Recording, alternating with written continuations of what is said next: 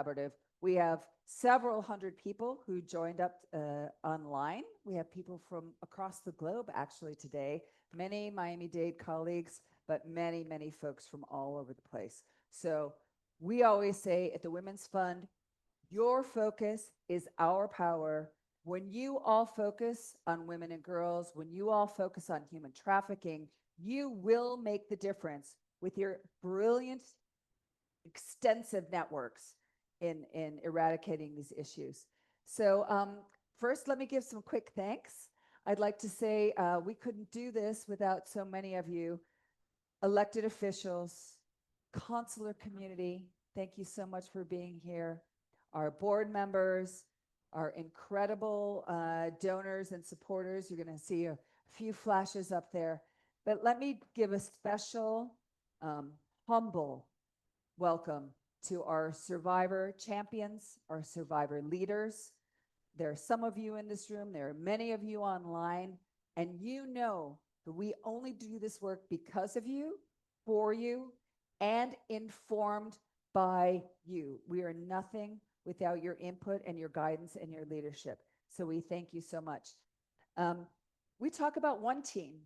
So we were lucky to be one of the cogs in a very big machine of many, many, many, many collaborators when we all came together working with the Super Bowl host committee about 5 years ago.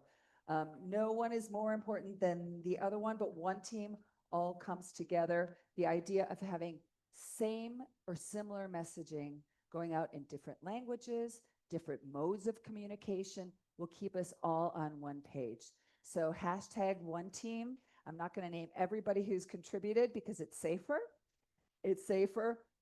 But no, if you are here today, our team is here to work with you, the state attorney, and especially the amazing human trafficking coalitions that we hear. We have the South Florida Human Trafficking Task Force, in addition to the state attorney's task force. And I think we have representatives of the Miami-Dade Human Trafficking Task Force here. Raise your hands, Yvonne Mesa, Vic Williams.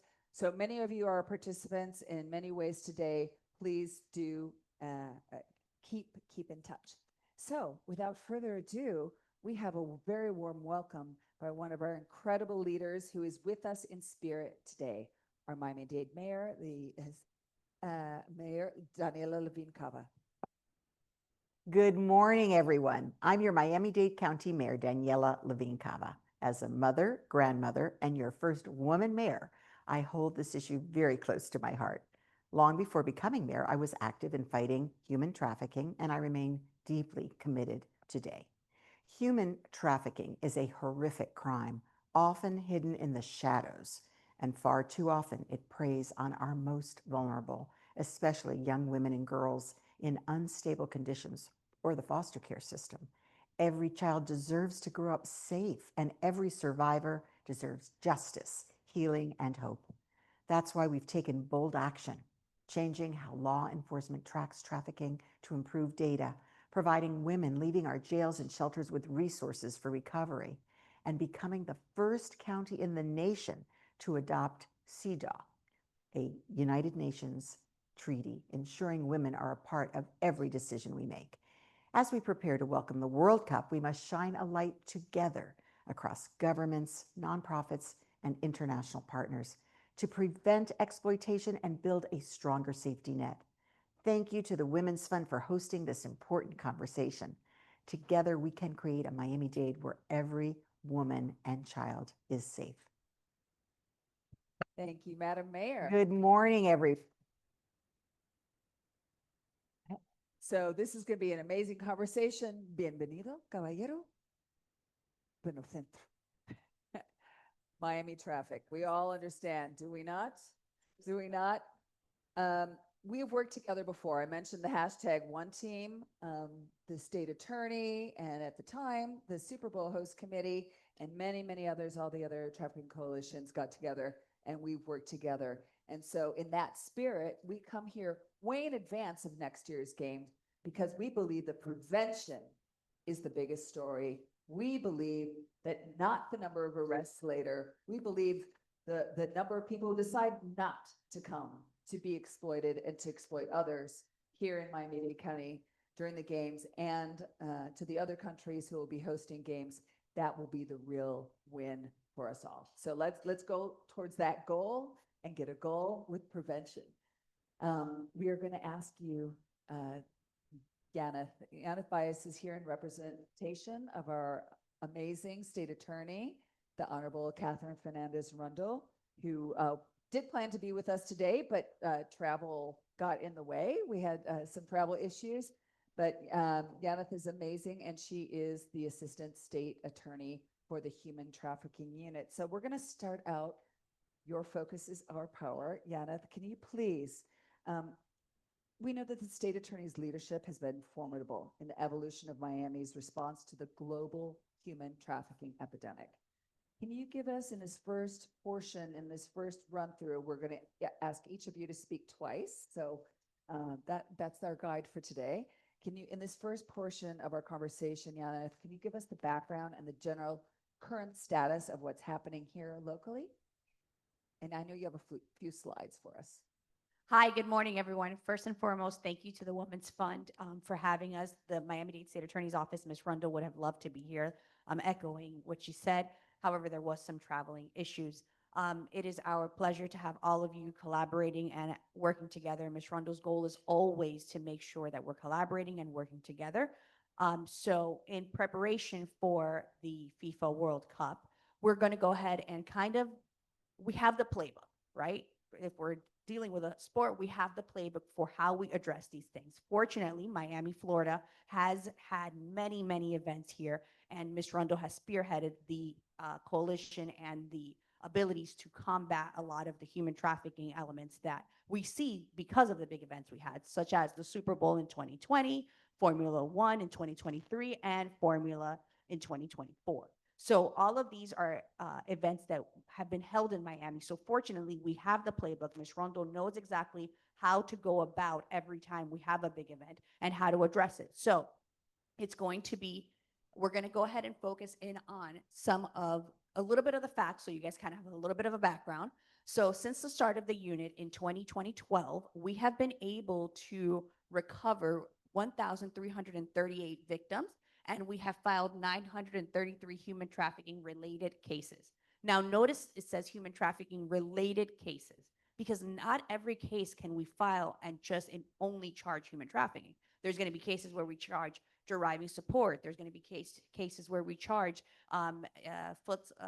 charging the location with facilitating the trafficking. So those are just human related cases. Now our hotline has answered 3,010 calls to date. That is a lot of calls. And as you all are familiar with, I'm sure our QR code works 24 hours, 7 days a week. Okay, so that is available at all times. It is a local number, 305 fixed stop. And all of this was, again, initiated by Ms. Rundle's pioneer and forward thinking to allow for us to be prepared for these kind of events. So our three-part action plan is first, community awareness. Second is going to be victim services. And third is task force operations. So Now, we will come back to we will that. come back to that. Yes. Yes. Sorry. And we are going to welcome our hosts of this amazing in-person portion of the event and wonderful partners. Amazing. Consul General of Canada, Sylvia Cerato. Please take it away and tell us what we're seeing from you. Can I give you a prompt that since Canada is hosting games in Toronto and in Vancouver in 2026, how do you collaborate with Mexico and the United States on human trafficking? And how will you tailor this collaboration for the games? Well, first, let me begin by thanking you and wishing you all bon matin. Bonjour tout le monde. I'm very pleased to be on this panel with such esteemed partners, including, of course, the State Attorney's Office and the Women's Fund. Really thank you for your exceptional collaboration. Shout out especially to my colleagues who really ran with this thematic and wanted to see it through, because it is important to have this conversation. I also want to recognize my consular corps colleagues, including my esteemed panelists here, consul generals also in the audience. Thank you for being with us here today. But more importantly, I think thank you for those of you that are on the front line, because I do know that we have some security-based partners here with us today, including from the Consulate of Canada. And thank you for what you do day in and day out to tackle this most heinous of crimes.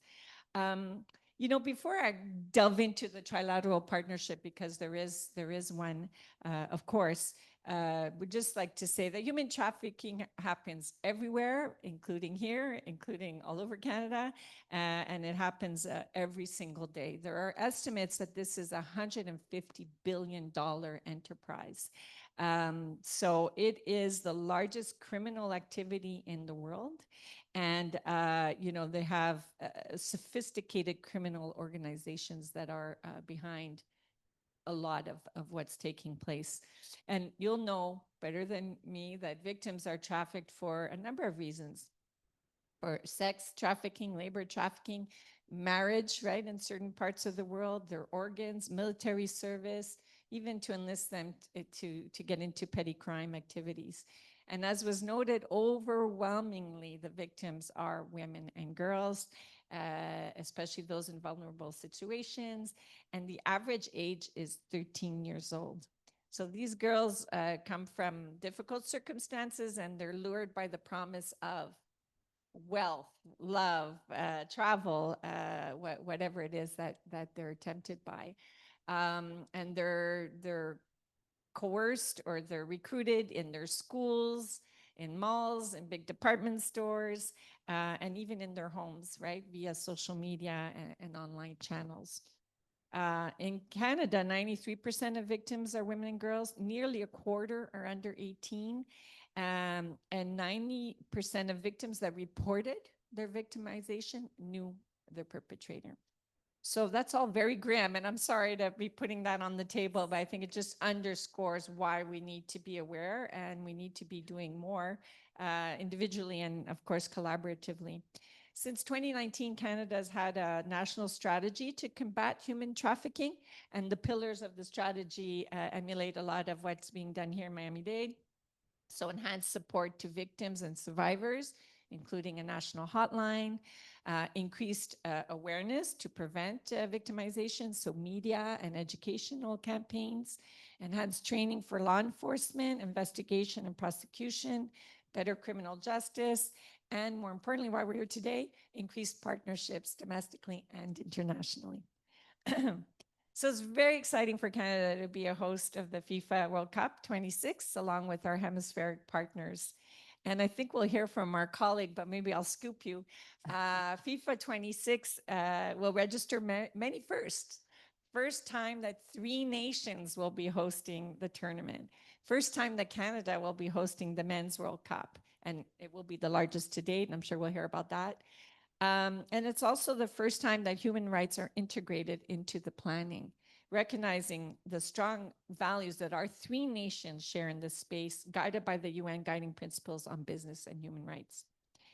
Our trinational collaboration extends beyond hosting the games to facilitating safe and orderly travel, border security, visa issuance and mobility, consular assistance, and of course, reciprocal diplomatic visits that comes with it. The FIFA World Cup has a human rights framework, and I don't know if you'll be talking about that, Ray, so maybe I won't mention too much about that, but I think that underpins our work. And what we've done in Canada in particular is to follow the money. As I said, this is big organized crime, sophisticated groups that are behind a lot of these activities. And so we've stood up a project called Project Protect, working with our institutions in the financial sector to actually go after the laundering of illicit proceeds from human trafficking. So maybe getting at the people that are behind it. What I'll just say in terms of the collaboration is that we do have a trilateral working group, so Canada, Mexico, and the US. In Canada, it's a whole host of departments that are part of that working group. They're starting to meet monthly and to do the whole risk assessments. We're expecting 6.5 million spectators at the games, mostly local, of course, but there'll be a lot of international. We're exchanging information, intelligence, and just ramping up our efforts now. But that's a good start. And in fact, the Trilateral Working Group has existed for many, many years. And the focus now is, of course, around the games. So a great Terrific. collaboration. Thank you. Thank you so much. Consul Jose Manuel Murillo from Mexico, welcome, welcome. Thank you so much for being here. So Mexico is hosting games in DF, in Mexico City, in Guadalajara, and Monterrey. What are some of the ways that Mexico is preparing for the risk of human and sex trafficking as you prepare to host games? Can you hear me? I don't know. Yes. Okay. So first of all, thank you so much for inviting us here to this panel. Thank you so much for hosting it. And I apologize for being late. Miami's traffic is crazier every day. So I was on my way to Miami Beach when I realized I was on the wrong place. So I did make a small presentation about this, Of course. which is based in three specific topics. First of all, first we have we can talk about two different things, right? First of all is how Mexico itself is being prepared, in our own country, but also how is the Mexican consular network in the U.S. also preparing? Because as Consulates General of Canada said, this is a trilateral effort, a trilateral collaboration. So there's like two main areas in which we have been focused, right? So the first thing, as you asked me, I'm not sure about the dynamics of the presentation, but I can present this part first and then Yes. go forward with the other part. As I mentioned, one of the most important things that Mexico has is its strong consular network. We have the biggest number of consulates in another country in the world. So no country in the world has as many consulates as Mexico has in the US, and this is a response for the huge Mexican diaspora that there is in the United States, right? There is over 30 million Mexicans in the US. There's 11 million Mexicans who are first generation Mexicans in the US, and that's why we have such a strong and robust consular network. So we have 53 consulates in the US. There's 6 consulates also in Canada. We recently opened 2 other consulates in the US, in New Brunswick and in Oklahoma City. And there's particularly 2 consulates here in Florida. There's one in Orlando, and then there's our consulate here in Miami. All of the consular network works together in different areas. One of them obviously is preventing human trafficking and also taking action in cases like this. So we all abide to specific protocols and to specific laws in order to do our job. And in the case of Mexico, and the same case as Canada and France and many countries, of course, Mexico is signing part of the Palermo Protocol of 2000, which is this international treaty, as you all know, that is aimed at preventing and sanctioning human trafficking. And deriving from that protocol, in 2012, Mexico established a specific law to prevent, sanction, and eradicate human trafficking. This law was amended in 2014 in order to, enhance it and to create more protection for people in Mexico. And derived from this law, we created a intergovernmental committee whose goal is to, of course, as the law says, to prevent, sanction, and eradicate human trafficking. I don't know if you can go back to that slide, but I think we'll talk about that later on. Thank you so much.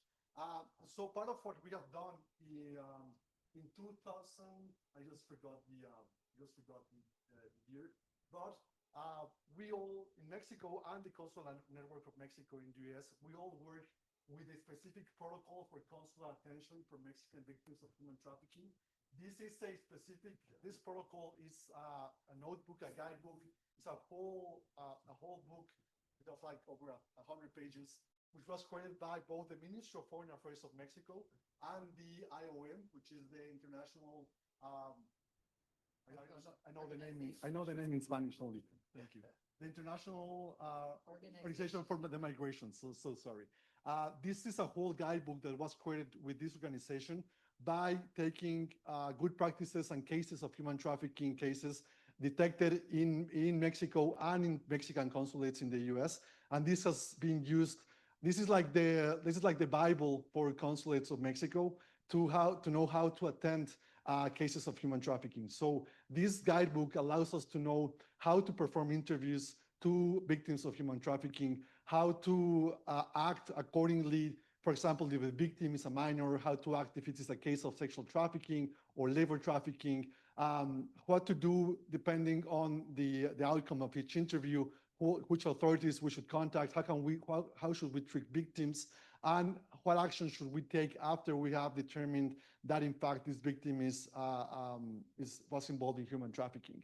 Besides this protocol that we all have to abide to and use and study and keep updating with best practices, we also provided with a toolbox, which is it's like an annex to this protocol, which gives each consulate a number of allies and organizations that we should reach out to in cases that involve human trafficking. So the toolbox is just an annex to this protocol in which we can find different kind of interviews, and also we find resources for each consulate. So for example, in the case of Miami, there's pages and pages of organizations that we work with in order to take care of cases that involves human trafficking. Some of these organizations are present today because I'm seeing familiar faces right now.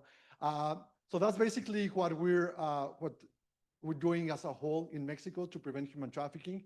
And later on, I will also love to talk about the second most important thing, which is prevention, right? Because as you know, the main focus on human trafficking is how to eradicate it and sanction it. But we also done a lot of effort. We put a lot of effort in creating a prevention protection program for victims of human trafficking. So if you want later on, we'll speak about that as well. Perfection. Thank you. Since Miami-Dade is very Hispanic, we have to say, hablando se entiende la gente, the more that we all speak together, the more all we can work together and understand. So we thank you very much, Consul General. And thank you so much for being with us today. Consul General Rafael Trapp. France hosted biggest sporting gathering in the world last year. Very, very successfully, if I might add, hosting over 15 million visitors to Paris during the Summer Olympics. This spectacular celebration also implied some risk, including of human and sex trafficking. Can you share some of the actions that France took to reduce this risk and any best practices or lessons you might have learned that your country took and could share with the rest of us? Absolutely. So first of all, I would like to thank you for giving me the opportunity to speak at this very important event and very timely. As you said it, anticipation and prevention is really key on tackling human trafficking. So thank you to the Women's Fund. I would like also to say that I'm really honored to be here on the stage with Canada and Mexico. Canada and Mexico are very strong partners of the European countries in terms of protecting and promoting human rights on the international stage, but also in terms of international cooperations to fight international organized crime. Excuse me. So indeed, Canada has led the way on the protection of women's rights for many, many years. I can tell you this because I worked for many years within the UN, and we have worked also with Mexico in Vienna in particular, especially on the convention that you mentioned, the Palermo Convention to fight transnational organized crime. So the Paris Olympic and Paralympic Games also were a great success. We welcomed around 15,000 athletes, and you said it, 15 million spectators coming from more than 200 different countries, so from all over the world. And the games were watched by nearly 5 billion viewers all around the world. An estimated of 412 billion interactions resulted from 270 million social media posts. So you see a massive number of persons to host by France and an extraordinary media exposure. So we couldn't fail in organizing this wonderful sport event, despite, you said it also, the many challenges we have to face. And first of all, the protection of the public. I think we should be very proud because thanks to our preparation, we have avoided any major problem related to the security of the public or the cyber security of our critical infrastructures. But beyond public safety, another huge challenge for us was to prevent human trafficking. And I won't repeat it what has been said, but we perfectly knew that the organization of such huge sport events could have increased the number of victims of this scourge. So we have decided to prepare ourselves to tackle this issue well in advance and to take the opportunity to showcase our commitment to fight human trafficking and the criminal networks related to it, and doing so to help the victims also. So anticipation is key, and this is exactly what we are doing right now. For preparation, we had the chance to rely on a long-time established transversal institutional structure. This is an inter-ministerial mission for the protection of women against violence and the fight against trafficking in human beings. And its role is to coordinate the action of several state services that participate in the fight against trafficking and in the assistance of victims. And this mission produces 3-year action plans to guide France's action in this area. To develop these action plans, it consults widely with international organizations that have expertise in the fight against trafficking. So we mentioned the UN, but there is also the European Union, of course, the Council of Europe for the European continent, etc. We also consulted broadly the civil society actors and most importantly, associations that help victims. A plan was therefore adopted a few months before the Olympics and took into account all the forms of human trafficking that we'd have to fight.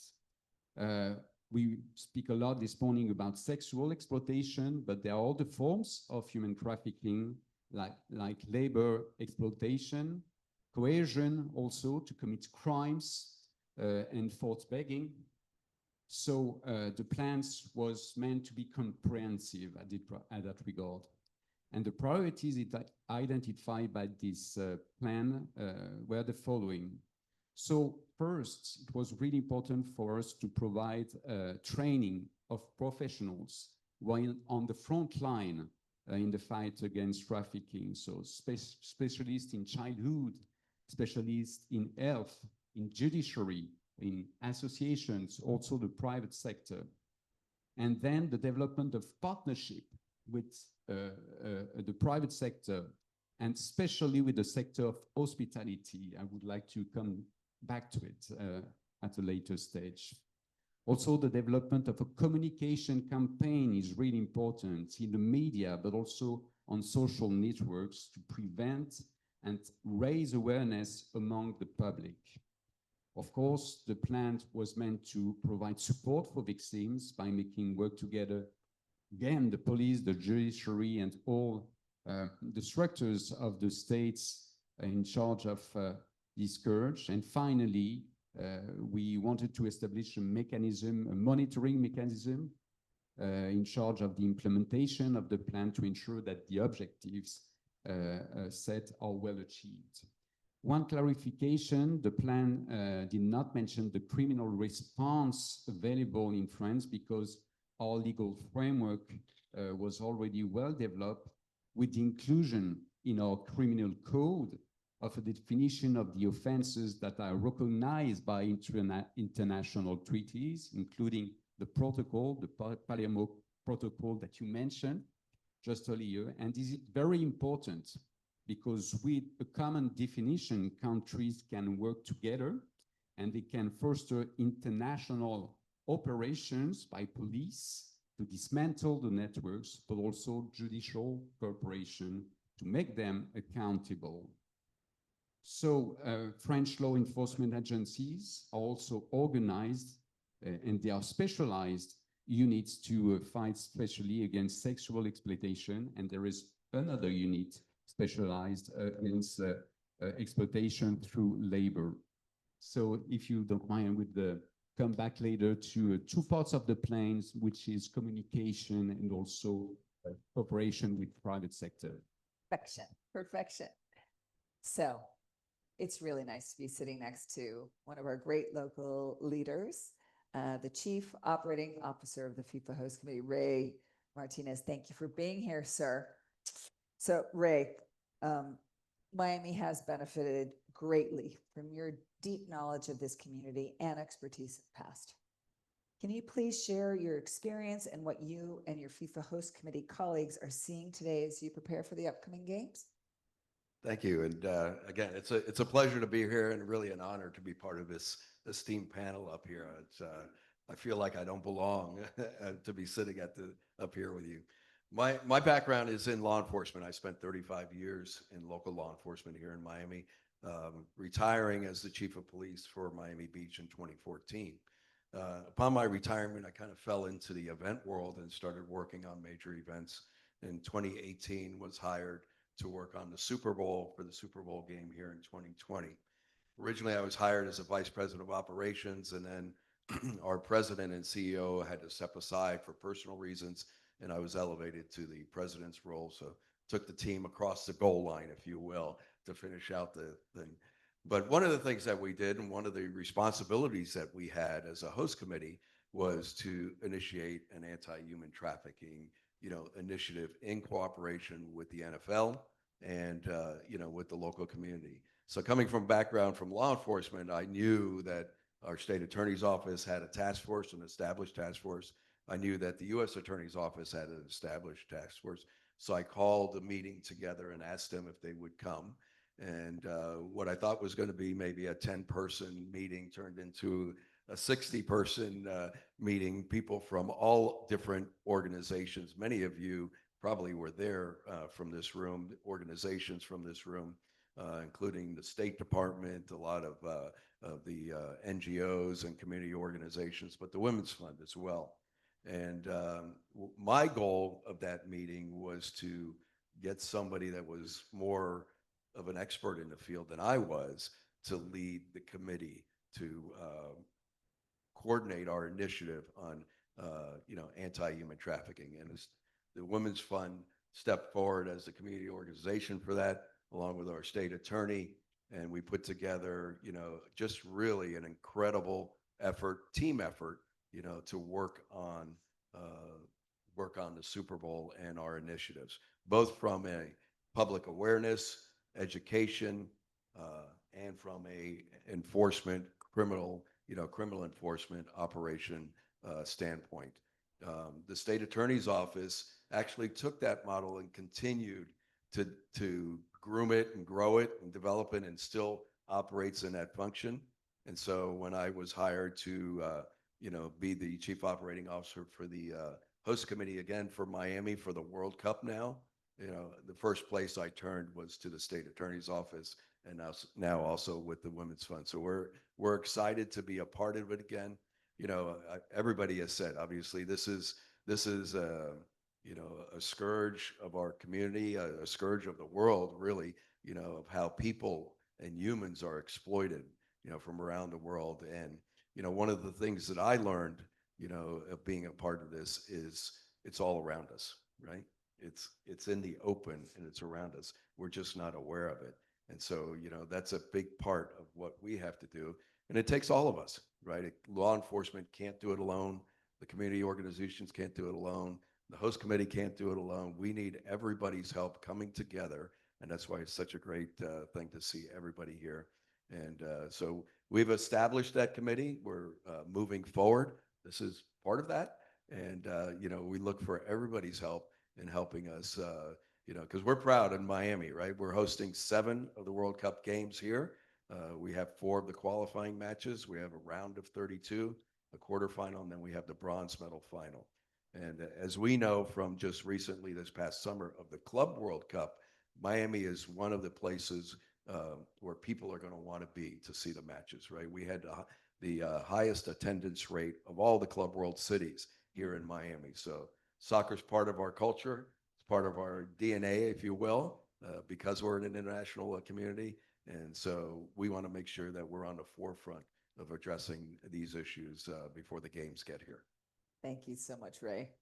So as you said, Yaneth is here in representation of our amazing state attorney, Katherine Fernandez Rundle, and the state attorney and her office have a plan, as you alluded to before.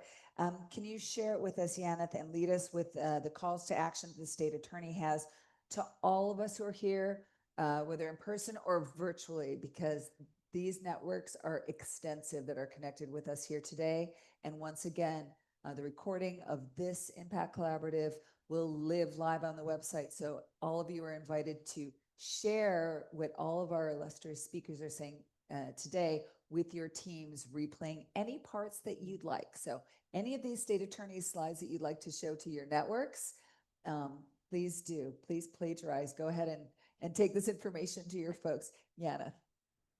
Okay. And first, it's not plagiarism, it'll be adopting. Okay. So the first component is the community awareness partners. Okay.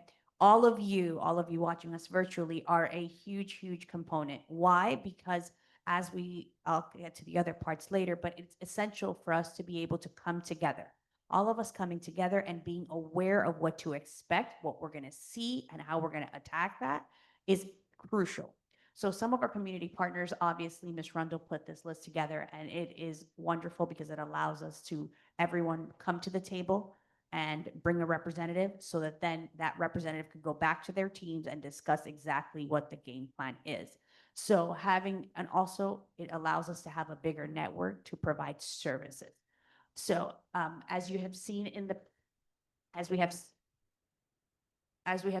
past, some of our community awareness campaigns have allowed for us to create.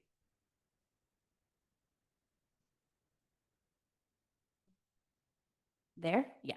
Some of our prior campaigns have included, for example, when we did the Stop Human Trafficking awareness campaign, where we actually had the QR code everywhere. We basically want to be able to paint the town with the QR code. Right? That allows our victims who may not be local. A lot of the times our victims won't be local to understand, here's a local number, here's your QR code, here's a phone number you can reach out to. All right. In addition to that, we also will have campaigns and awareness out there, distribution, information, material for the victims to understand exactly what the resources are. Okay, because as much as we can come together, if we don't provide the victims the knowledge and information that they need, all this information, it's like walking into a room with headphones on and not having the ability to hear the information that's being provided to you. So the QR code and the information. The second component is the victim services, okay? Once we recover a victim, it is essential that we provide them service. Having the removal from the trafficker isn't enough, because all we're doing is setting them up for failure. We need to have services. And Ms. Rundle was wonderful at being able to reach across and contact Christie House, which Ms. Altman is here today, for our minor victims to have immediate therapy, immediate resources, the advocate program, Citrus Health, Survivors Pathway, Lotus House, Share Your Heart, Quest to Freedom, Miami Bridge, Department of Children and Families, the Florida Department of Law Enforcement, the NETMEC, obviously, CVAC, Thrive Clinic, Camilla's House, Phoenix, Taking Back Our Girls.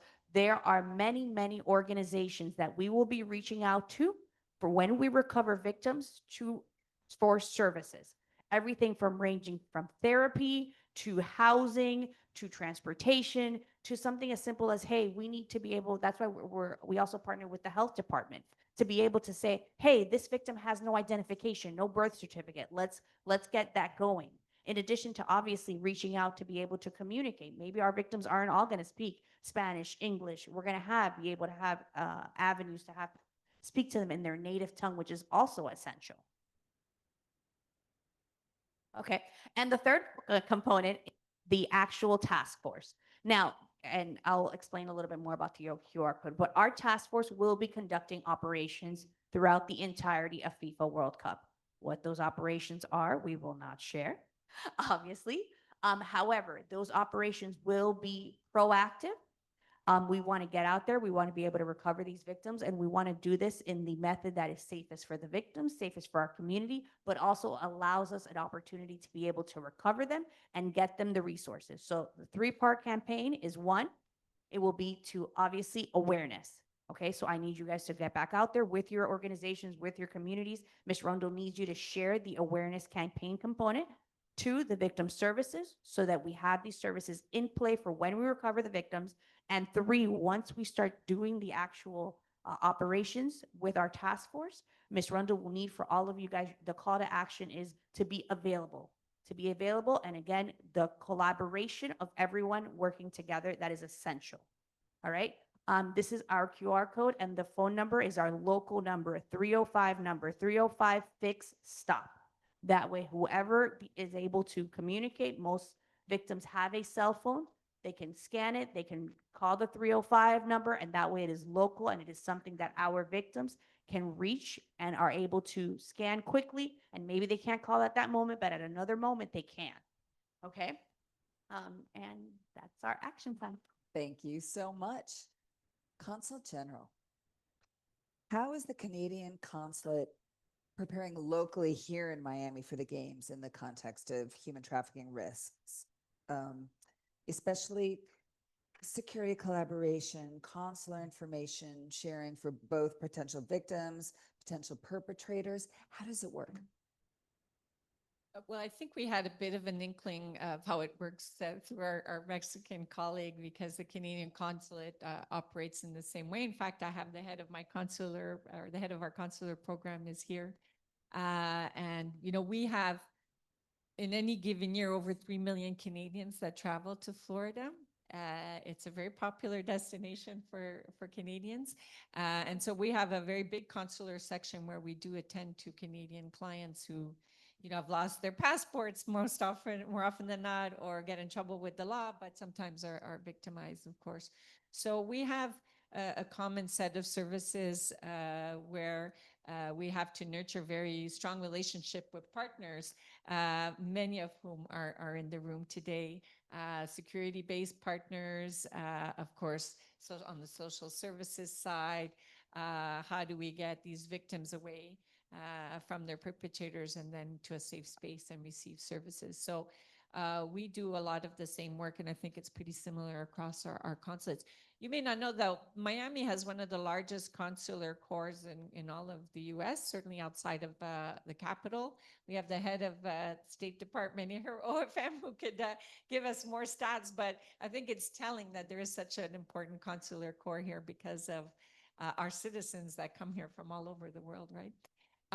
What I wanted to say as well is to congratulate the State Attorney's Office and all of you here for the campaigns. Like, you can't go to the airport and not see in all of the bathroom stalls, gentlemen, there are posters for alerting victims of some of the services that are available to them. I mean, at a level that I've rarely seen elsewhere. So I think there is a heightened awareness, and a lot of the focus is on the victims, as it should be. We want them to be aware of what the signs are of being lured, not to fall into the trap. Secondly, if they have fallen into the trap, that there are services available for them, etc. And that's all great, but more needs to be done to stop the demand. And that's kind of where the real problem is, I think, and Canada is part of that problem. We're a very high demand state, as it were, for that kind of exploitation. And then after, to pursue perpetrators, right? I know that's not the object of what we're doing here today, but it's all part of that continuum, and we all have a role to play. And really, it's thanks to conversations like these where we nurture those relationships. We have a system also where Canadians can register with the Government of Canada and receive messaging from us, from the consulate, if there are activities that they should be aware of, or you know, in extreme weather circumstances, etc. But it is a system that we use to communicate with our citizens as well. We have travel advisories, messaging, etc. But mostly it's the partnerships and the partnerships that are being formed through events like these. So thank you. Thank you so much. Consul, you have some more information for us about your plans. Sure. I don't know if we can go back to my small presentation because this is the part that I believe is the most important and the one in which we have been focusing more. As I mentioned earlier, part of the most important part of our efforts, not only for the World Cup, of course, but mostly like it's part of the core of what we do as a consular network, at least in my area, which I'm in charge of, which is protection and legal affairs. We have been instructed for many, many years to really focus a lot in, can you go back to the previous one, please? Thank you so much. Let me see. So we'll find it. So yeah, we've been instructed to focus a lot, not only in attacking the problem, but also in preventing the problem. So we have been establishing a very strong prevention program connected to human trafficking. And if I can stand up, so I can see my slide. So yeah, the one in white. So yeah, that one, exactly. So what is the preventing protection program? So as I said, we abide to certain guidelines and strategies in order to have an ongoing preventing protection program for human trafficking. The first one, as Consulates General said, of course, is the importance of creating alliances and partnership with different organizations. I've even called Jeanette a couple of times to her cell phone in non-working hours because we had a case of human trafficking. We work a lot with organizations. Some of them are present here. We usually host them at the consulate. We have, for example, I don't see anyone today from Survivors Pathway, but it was mentioned by Jeanette. This is one of the most important organizations here in Miami. They come to the consulate every week. And they have a table with resources, and we give out presentations because we have every day over 100 people that go to the consulate to get their passports and different IDs. So that's for us. It's a very important time. We have we call them a captive audience, because they have to be there for at least an hour, sitting down to waiting for their passports. So that for us is a very important moment in which we can share about resources. Because if we summon a meeting to talk about human trafficking, I'm not sure how many people are going to show up, but if we have an auditorium with 100 people waiting for passports, we have time to talk to them about what human trafficking is, what resources are out there available. So part of what we do, as I always say, that our ability to fight this kind of situations relies on the partnerships that we have and the network of allies that we create. So it's very important for us to keep enhancing and fomenting these alliances. Also, we do focus a lot in conducting training sessions with local authorities to identify areas of opportunity. We have worked with, of course, the state attorney's office, but also with the Miami-Dade Sheriff's Office in prevention campaigns. And these training sessions are really important for the whole personnel of the consulate, because the first, especially with people who are in the consular in the documentation and consular section, because whenever someone comes to the consulate to get a passport, whoever interviews them can make very specific questions that might help determine if a person is being a victim of human trafficking. So it is really important for us to have the whole personnel trained to identify and to know what to do if they detect cases of human trafficking. So that part is really important for us, to have everyone trained in detecting these cases. Of course, we also focus a lot in creating workshops, graphic materials. As Consul General said, in our restaurants, we have materials that says, hey, if you are being forced to work without payment, or if you fall in any of these categories, you might be a victim of human trafficking. So you can speak out here in the consulate, because there are resources and there are areas where we can assist you. We also, of course, work a lot in exchanging best practices with different consulates and among our consulate network. And Mexico has an MOU signed with an organization called Polaris. I don't know if you have heard of Polaris, but Polaris is based in Washington, D.C., and they are one of the most important organizations to fight human trafficking. And this MOU helps us to have, every year we have at least 2 or 3 workshops with them for the whole consular network, in order to get updates, in order to keep getting trainings about how to detect cases of human trafficking. And that, again, is also really, really important for us. And of course, we keep always promoting the national trafficking hotline. We have the stamps that Danielle mentioned. They're everywhere in the consulate. So, as in the end, our focus is to keep on building partnerships and alliances with organizations, so we can work together to attend these cases and also to prevent them as well.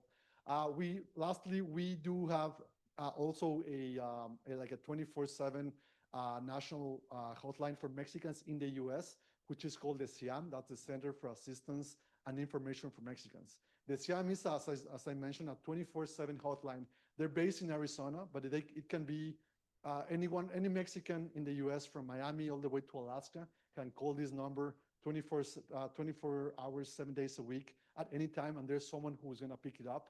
And it also works, of course, for any kind of cases, but it's obviously, of course, for human trafficking cases, because if somebody has an emergency on a Sunday at 4 a.m. and they call the consulate, we probably won't pick up, but the CIAM number is always there to pick it up, and they will redirect that case specifically to the consulate that applies for each specific case. So that's part of the prevention program that we have developed in the for the past years, and we will of course strengthen it for the upcoming World Cup. I've learned so much. And yes, Survivors Pathways is with us virtually, as are Nice. as are Citrus and many of the colleagues that you all mentioned. Lots of folks here today. So thank you. These messages are going far. Consul General Trapp, you have many international colleagues in this room here today. We couldn't fit everybody on stage, but you're all stars. Thank you so much for being here. We can all work together. What kind of special messages do you have for this global community about the importance of international collaboration? So I have to say that we are really excited for the organization of the World Cup here in Miami. It's going to be a wonderful event, and we have to wait first for the qualification of France, then for the draw in January to know if there will be a game played by France here in Miami, but fingers crossed for this. And in that case, there will be a lot of work to do for us, because a lot of French people will come to Miami and to participate to the game. And for us, it will be very important that the French spectators won't be, some of them, of course, won't be accomplices of human trafficking by benefiting from sexual exploitation. So for that, we would like to convey all the messages that you will prepare, because you mentioned the communication campaign, which is really important for the victim, but it is also really important for the general public. And that's what we have done during the Olympic Games, just to make a number of communication campaigns so that everybody understands the problem of human trafficking, and to try to get everybody partners in fighting human trafficking. So we worked with the places that are the gateways for tourists and for spectators. And of course, with airports, Sylvia mentioned it, you are doing a lot within the airports, so please continue to do so. And on train stations also, which are really developed in France, but there is also some in Florida, and with specific awareness billboards. We worked also with Uber and the taxis companies, so that drivers could identify and report a situation related to human trafficking. Of course, we work with different media, including TV channels, to broadcast awareness, raising short films. And of course, the government communicated widely on social media. So we communicated broadly on emergency numbers. As you said, it's really important, and digital platforms set up by the government to report the situations. I would like also to highlight the fact that we made some partnerships with professionals, and especially from the sector of hospitality, because here again, it was really important to make them understand that they share the responsibility to counter trafficking in human beings, and especially when it happens in their premises. So the government signed numerous agreements with hotels, restaurants, nightclubs, association of professionals, to inform them of the risk and to invite them to train their employees. And for example, we worked with Airbnb so that they could inform their platform's hosts through webinars so that it could also raise awareness to their users with a responsible traveler's guide, and of course to train their own user support teams to respond to trafficking situations. So to sum up, anticipation, consultation with specialists for good planification, an implementation monitoring system, large-scale communications and partnerships with hospitality professionals and civil society organizations. Those have been the different steps for France to successfully fight human trafficking during the Olympic Games. It's amazing. And we also have international nonprofit partners like It's a Penalty, who help to tie global games together and help us, throughout these corridors as well. So a shout out to our amazing partners at It's a Penalty as well.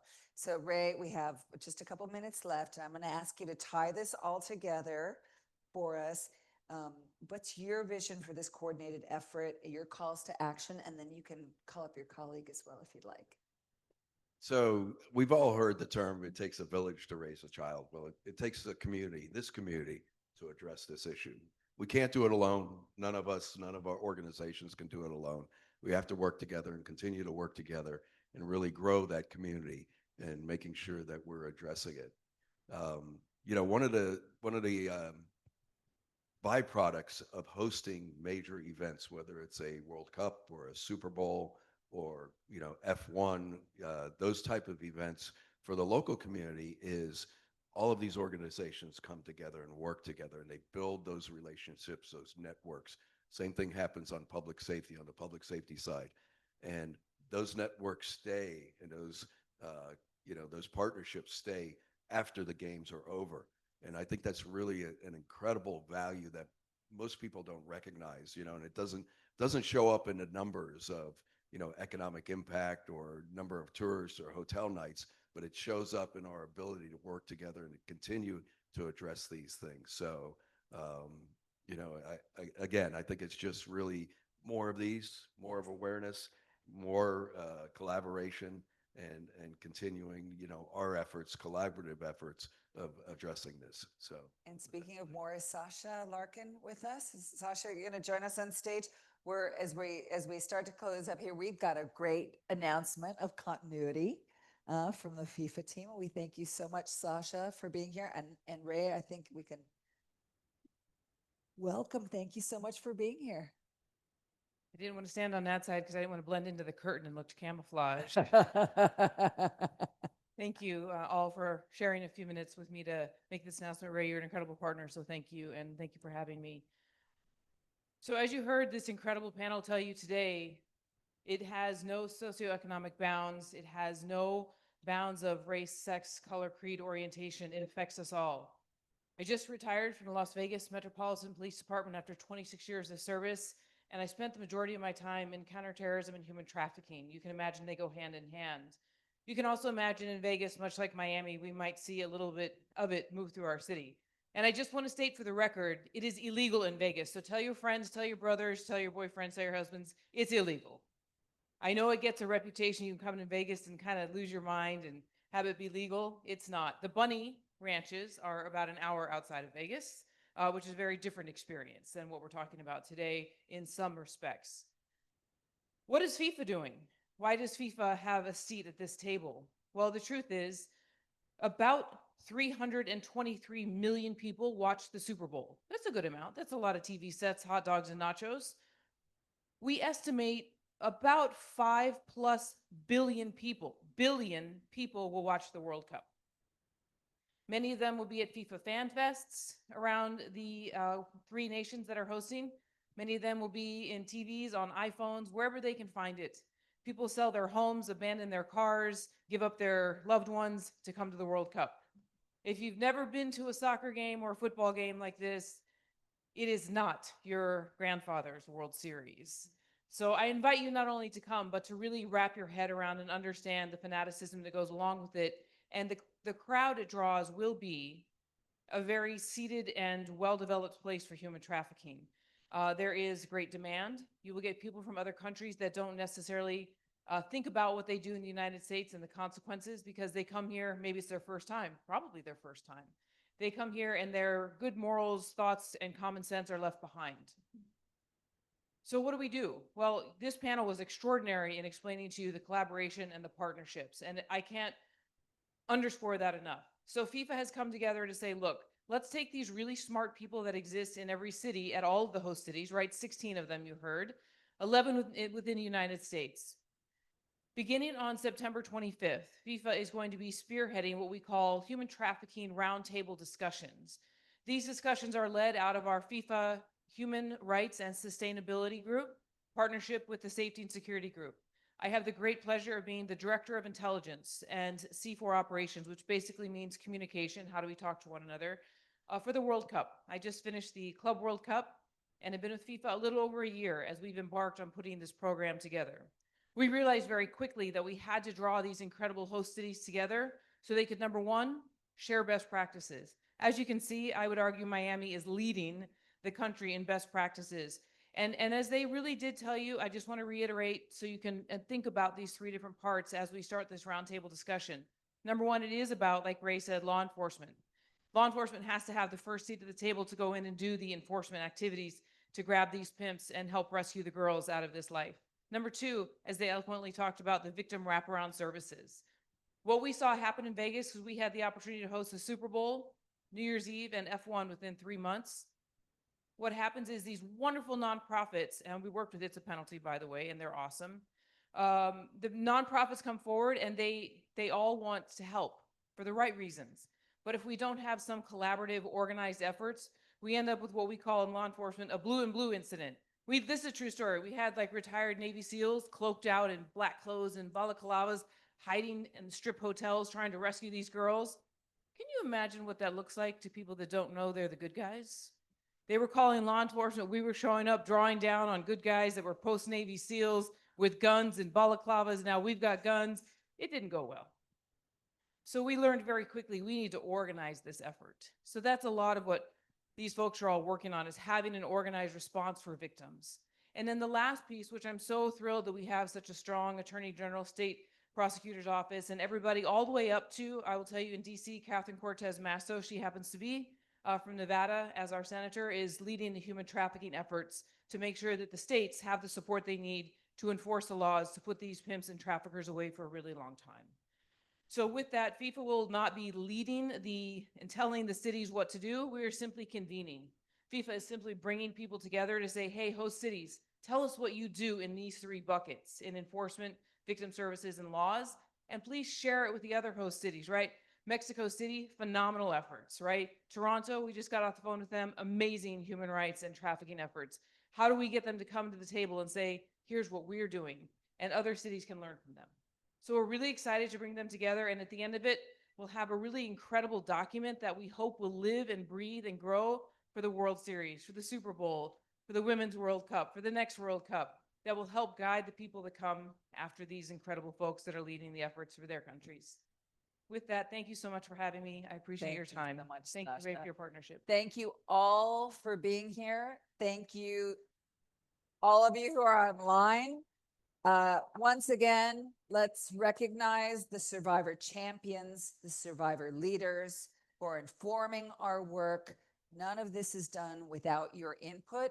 And as this is an ever-changing big business of exploitation, let's none of us forget it, that every time you see demand, because all of us see it, everyone sees it in some way, and our collective networks are huge, we need to speak up, demand an end to exploitation, and we thank you all for your incredible parts, because your focus on human trafficking is our collective power in stopping it. So with that, we added a couple extra minutes to our live broadcast. Thank you all, people there in the ethers.